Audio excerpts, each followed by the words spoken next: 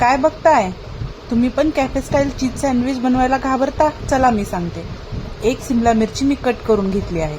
त्यानंतर एक टोमॅटो, ते पण बारीक चिरून घ्यायचं. आणि थोडीशी कोथिंबीर, त्यालाही बारीक चिरून घ्यायचं. त्यानंतर 2 क्यूब मी चीज खिसून घेतलं आहे. चीज तुम्ही कुठलंही वापरू शकता, अगदी घरी बनवलेलं. 2 बटाटे मी शिजायला ठेवले होते, त्याच्या शिट्ट्या काढून झाल्या आहेत. आणि त्यानंतर स्वीट कॉर्न असे उकडून घेतले होते. थोडेसे मऊ झाले की त्याला पाण्यातून बाहेर काढायचं. आणि आता टोमॅटो, सिमला मिरची ह्या सगळ्यांना आपल्याला एकत्र करायचं आहे.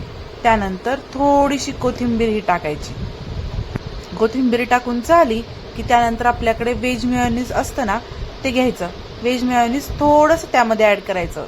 एखादा स्पून वगैरे ॲड केला तरी पण चालेल. त्यानंतर मी पिझ्झा सॉस घेतला होता. पिझ्झा सॉस तुमच्याकडे अवेलेबल असेल तर तुम्ही टाकू शकता, नाही टाकले तरी पण काही हरकत नाही. थोडासा पिझ्झा सॉस मी ॲड करून घेतला होता. आणि आपला टोमॅटो सॉस त्यात टाकून घ्यायचा. टोमॅटो सॉस थोडा आंबट असतो, त्यामुळे थोडा कमी प्रमाणात वापरायचा. त्यानंतर मी चिली फ्लेक्स घेतल्या होत्या. चिली फ्लेक्स 1 चमचा टाकायचा. तिखट जास्त आवडत असेल तर थोडं तिखट टाकू शकता.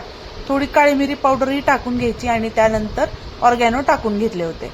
आणि आता आपण शिजवून घेतलेला बटाटा त्यामध्ये मी ॲड केलेला आहे. त्यानंतर आपण खिसून घेतलेलं चीज त्यामध्ये ॲड करत जायचं आणि सगळ्यांना मिक्स करायचं.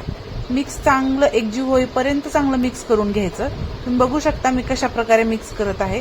एकदा का ते मिक्स झालं की त्यानंतर आपण आता मी ब्रेडच्या स्लाइस घेतल्या आहेत. ब्रेड तुम्ही कुठलाही वापरू शकता, व्हीटवाला, मैद्यावाला, कुठलाही चालेल. त्यावर मी थोडंसं मेयोनीज पसरून घेतलं आहे. दुसऱ्या सॉसवरती मी टोमॅटो सॉस होता ना, तो असा पसरून घेत आहे. टोमॅटो सॉस थोडासा जास्तच लावायचा, कारण आंबट गोड चव छान लागते. आता त्यावरती आपण बनवलेलं सारण अशा प्रकारे ठेवत आहोत. तुम्ही पण अशा प्रकारे थोडं थोडं करून त्यावर लावू शकता. एकदा सारण झालं की त्यावरती आपण असं चीज पसरून घ्यायचं आहे. चीज छान लागतं, त्यामुळे मी थोडंसं जास्त ॲड केलं आहे.